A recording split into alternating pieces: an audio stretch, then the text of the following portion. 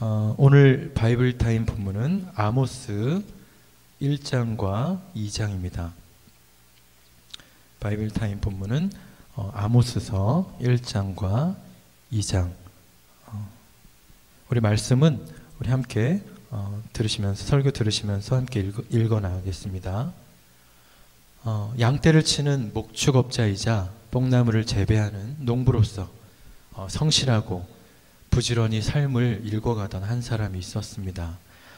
해발 1000m 높이의 유다 광야 드고아 벌판에서 묵묵히 일상을 감내하던 그의 이름은 아모스였습니다. 그러던 어느 날 하나님께서 그에게 나타나셨습니다.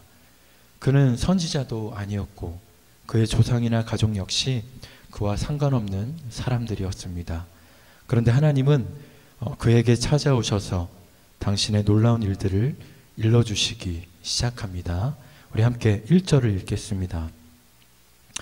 유다왕 우시아의 시대 곧 이스라엘 왕 요아스의 아들 여로보암의 시대 지신전 2년에 드고아 목자 중 아모스가 이스라엘에 대하여 이상을 받은 말씀이라. 아멘.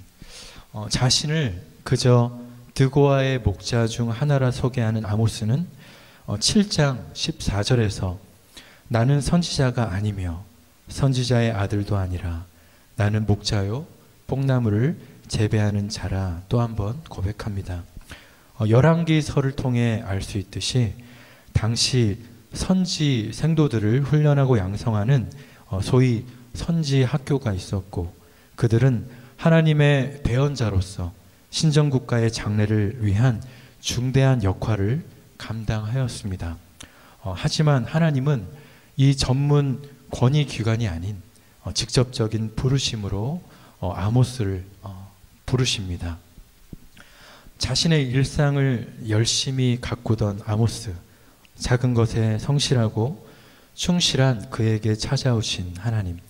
하나님은 아모스에게 이미 주신 은사, 곧 양떼를 길러내고 나무를 가꾸며 정성껏 생명을 돌보고 열매를 맺히는 일들을 하나님 나라 사역의 걸음으로 사용하시며 더 높고 새로운 소명을 주십니다.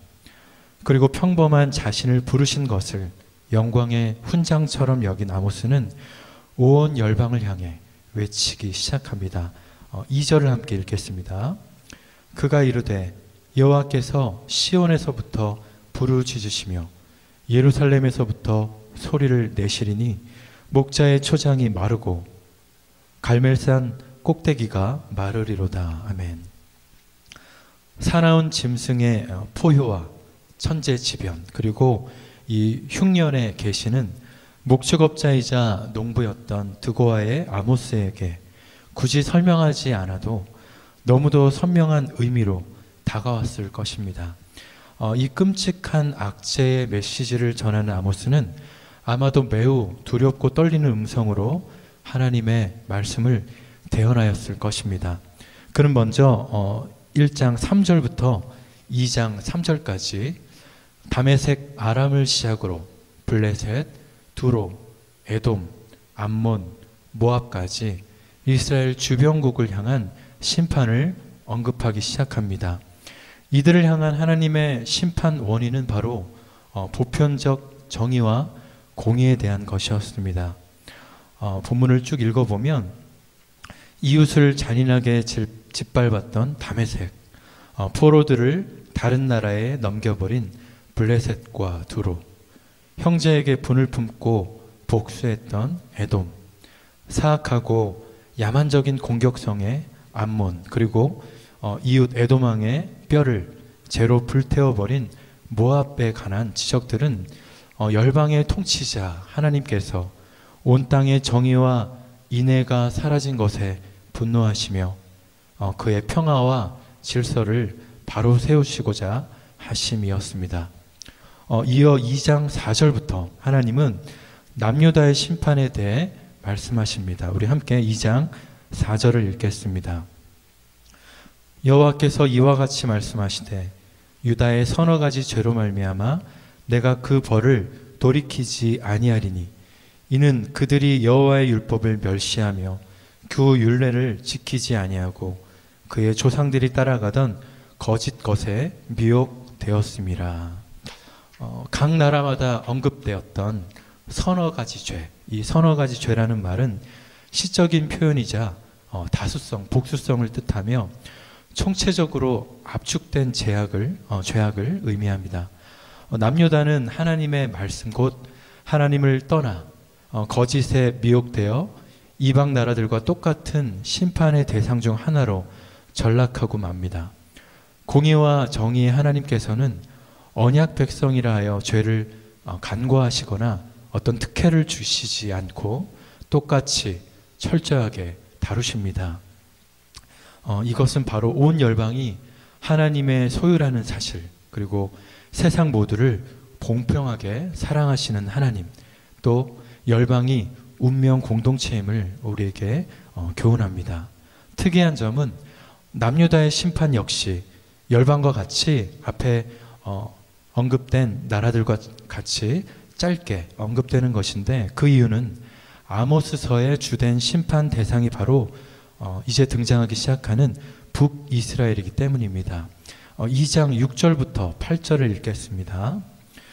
여호와께서 이와 같이 말씀하시되 이스라엘의 서너 가지 죄로 말미암아 내가 그 벌을 돌이키지 아니하리니 이는 그들이 은을 받고 의인을 팔며 신한 켤레를 받고 가난한 자를 팔며 힘없는 자의 머리를 티끌 먼지 속에 발로 밟고 연약한 자의 길을 굽게 하며 아버지와 아들이 한 젊은 여인에게 다녀서 내 거룩한 이름을 더럽히며 모든 제단 옆에서 전당 잡은 옷 위에 누우며 그들의 신전에서 벌금으로 얻은 포도주를 마심이니라. 여기서부터 북이스라엘에 대한 심판의 메시지가 아모스서 거의 마지막까지 내내 이어집니다. 하나님은 겉으로는 멀끔히 번영 발전하고 있는 북이스라엘의 폐부를 가차없이 열어 보이십니다. 이들의 번영은 가난하고 힘없는 자의 머리 먼지까지 탐낸다는 킹제임스 버전처럼 탐욕으로 쌓아 올려진 기울어진 바벨탑이었습니다. 자신들의 이득과 유익을 위해 약자를 짓밟고 부정의 노략물과 불의의 착취물을 기뻐하는 북이스라엘의 모습들, 또 아버지와 아들이 한 젊은 여인에게 다닌다는 말은 근친 상간과 더불어 제의적 매춘을 의미합니다. 바알과 아세라 등 혼합적인 우상 숭배를 통해 그들의 도덕과 윤리성은 심각하게 붕괴되었고, 당시 북이스라엘의 만연한 죄악들은 주변 국가들을 상회하는 지경이었습니다. 그들은 위대한 구원의 은총을 경험한 거룩한 백성의 모습이 아닌 이방 나라보다 더욱 괴상한, 너무나 부끄러운 사회가 되어버린 것이었습니다.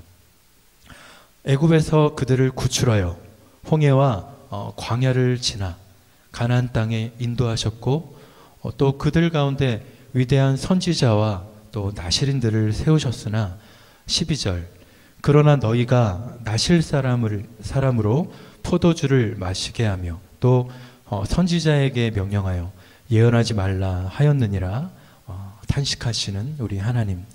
하지만 이 후한무치 배은망덕한 그들, 타락할 대로 타락한 그들에게 말씀하시는 거룩하신 하나님을 봅니다. 선지자와 나실인의 기능이 마비되었을 때 평신도였던 이 아모스를, 북이스라엘 한가운데에 이 남유다 출신의 아모스를 보내시는 하나님. 세상 향락에 취하여 흐리멍텅한 그들에게 쩌렁쩌렁한 사자우로 또 번쩍이는 우레소리로 목 놓아 외치시는 하나님을 묵상합니다. 오늘 아모스 말씀을 통해 우린 사랑으로 창조하신 세상을 향한 하나님의 공의와 사랑의 마음을 배웁니다. 아무것도 내세울 것 없는 평범하고 부족한 자를 들어 비범한 일꾼으로 사용하시는 하나님을 만나게 됩니다. 선지자의 시대에 쉼없이 울렸던 하나님의 구원의 외침은 겟세마네의 절규로 절정을 이루어 오늘 신약을 살아가는 우리에게까지 공명하고 있습니다. 그리고 이 메아리는 하나님 아버지의 마음으로 이 땅을 품은 성도들의 외침과 함께 영원히 울릴 것입니다. 죄인된 우리를 구원하신 은혜에 더하여 보잘것없는 우리를 부르셔서 그의 영광에 동참하게 하시는 하나님께 감사와 찬양을 드립니다. 드고와 같은 삶의 자리에서 오늘도 영혼과 몸의 예배로 하나님께 영광 돌리는 저와 여러분 되시길 간절히 소망합니다. 이 시간 제가 잠시 기도하고 말씀을 기억하시면서 개인 기도하시겠습니다. 하나님 경외함과 보편적인 정의가 사라지고 선지자와 나시린마저 보이지 않을 때 높은 산골 어느 무명의 목자를 들어 당신의 마음과 뜻을 전하시는 하나님의 위대한 사랑을 찬양합니다. 온 세상을 향한 아모스서에 하나님을 묵상하며 이 시대 이 땅을 바라봅니다. 주님, 이 탐욕의 세상은 여전히 눈물과 피로 얼룩져 있고 당신의 몸된 교회마저 분열과 세속화로 신음하고 있습니다. 긍휼이 많으신 아버지, 오직 당신의 자비와 사랑을 의지하오니 상한 우리를 고쳐주시고 아버지께 돌아오게 하소서. 예배로 시작된 이 나라, 기도의 사명으로 세워진 이 민족의 부르심을 기억하며 열방과 함께 하나님의 나라를 구하며 전진하는 우리 더핫하우스 교회와 이 땅의 교회들 되길 원합니다. 지금도 추위와 경제적 어려움 가운데 신음하는 이웃들이 있습니다. 그 누구도 외로이 방치되지 않고 따뜻한 보호와 돌봄을 경험하게 하시고 무엇보다 영혼의 구원과 성탄의 기적이 그들 가운데 나타나게 하소서. 감사와 사랑과 영광을 돌려드리며 이 모든 기도 사랑하는 주 예수 그리스도 이름으로 기도하였습니다. 아멘.